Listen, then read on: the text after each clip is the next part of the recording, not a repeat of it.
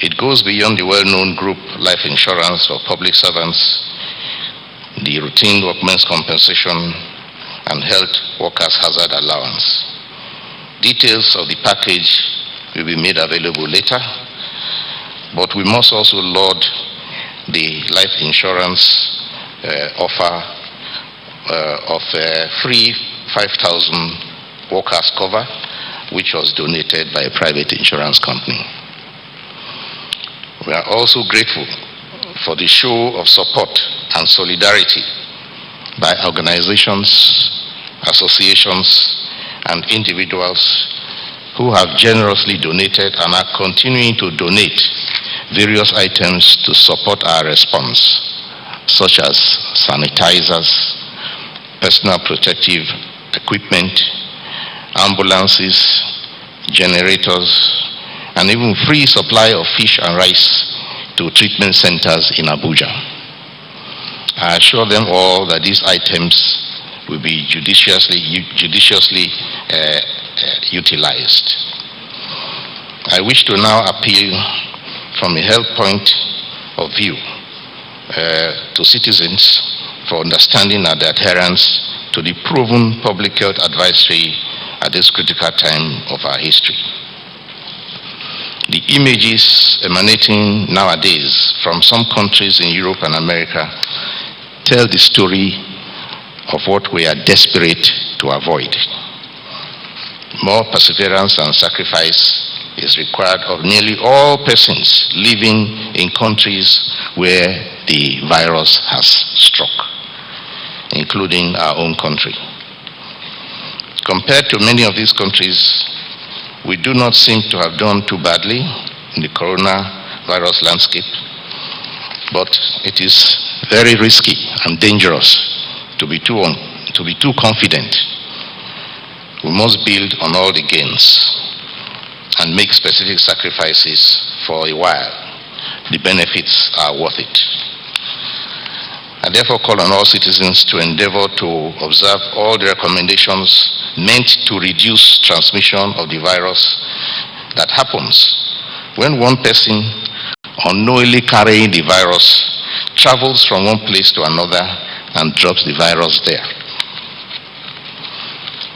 Non-essential travels should be ended in order not to let such things happen. I urge all persons to fully cooperate with the contact tracers. Testing alone is not enough if positive persons are not in isolation for their own safety and the safety of their family and friends. I must therefore call on all to cooperate with authorities in the testing and also to accept invitation to isolation and treatment centers, even if you feel that you are very well and have no complaint. COVID-19 will often not show any symptoms in some persons, while they are still highly infectious and able to transmit the disease to others.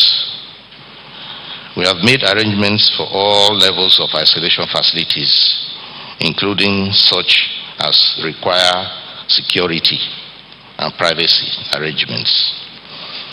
It is important that we continue to maintain physical distancing of about 6 feet and implement the hand washing and respiratory hygiene at all times and in all places. One additional way thought to protect against infection is the use of face mask, and it includes also the improvised homemade face mask or anything that covers your face, even a handkerchief or a scarf. A layered cotton fabric over the mouth and nose will guard against particle emission that occurs during laughter, during exclamation, or during loud talk, and may offer mutual protection to those who are wearing it, especially where social distancing may not be achieved or where close contact may not be avoidable with certainty. Such places are like markets and shops. This kind of protection with a face mask is particularly recommended for sellers in the market, especially those selling food. There are various models for constructing your own homemade mask, and they should be washed every evening in warm water and dried or ironed. This is to say that your mask does not have to be a hospital-grade mask or a surgical theater type of mask. Every sacrifice on the part of each person will help us to defeat COVID-19. It is our collective responsibility to be our brother's keepers. It is gratifying, and we are pleased and happy that governors are reiterating and taking measures to press for physical distancing and maintenance of hand and respiratory hygiene.